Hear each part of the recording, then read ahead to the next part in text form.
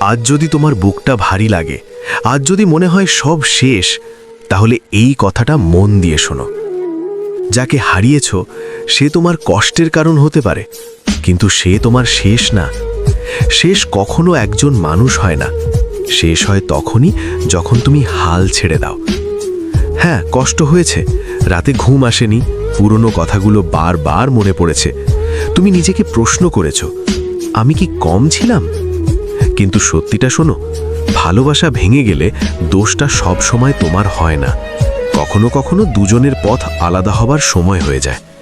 কষ্ট পাওয়াটা দুর্বলতা না, কষ্ট চেপে বেঁচে থাকাটাই শক্তি। যে মানুষটা চলে গেছে সে হয়তো তোমার অতীতের অংশ ছিল, ভবিষ্যতের না।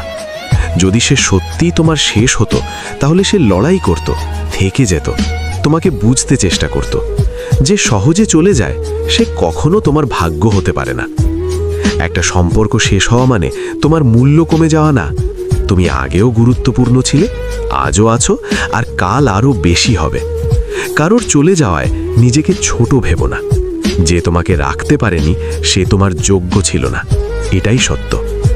আজ থেকে একটা সিদ্ধান্ত নাও, তুমি আর নিজেকে প্রশ্ন করবে না, নিজেকে দোষ দেবে না। আজ থেকে তুমি বলবে, আমি ভেঙেছি কিন্তু হারিনি। এই ব্রেকআপ তোমাকে থামানোর জন্য আসেনি, তোমাকে বদলানোর জন্য এসেছে। আর বদলে যাওয়া মানেই শেষ না, বদলে যাওয়া মানেই নতুন শুরু। যে মানুষটা তোমাকে ছেড়ে গেছে সে জানেই না সে কাকে হারিয়েছে। তুমি আবার হাসবে, আবার স্বপ্ন দেখবে, আর এমন জায়গায় পৌঁছাবে যেখানে সে কখনো পৌঁছতে পারবে না। চুপচাপ নিজের উপর কাজ করো, নীরব উন্নতি সবচেয়ে জোরালো জবাব। একদিন তুমি পিছনে তাকিয়ে বলবে, ভাগ্য ভালো সে চলে গিয়েছিল, কারণ যদি সে থেকে যেত তাহলে তুমি নিজের আসল শক্তিটা কখনো চিনতেই না। কিছু মানুষ আসে আমাদের ধরে রাখার জন্য না, আমাদের জাগানোর জন্য। মনে রেখো, যাকে হারিয়েছ সে তোমার গল্পের একটা অধ্যায় মাত্র। তোমার গল্প এখনো চলছে, আর তোমার সেরা অংশটা এখনো লেখা বাকি।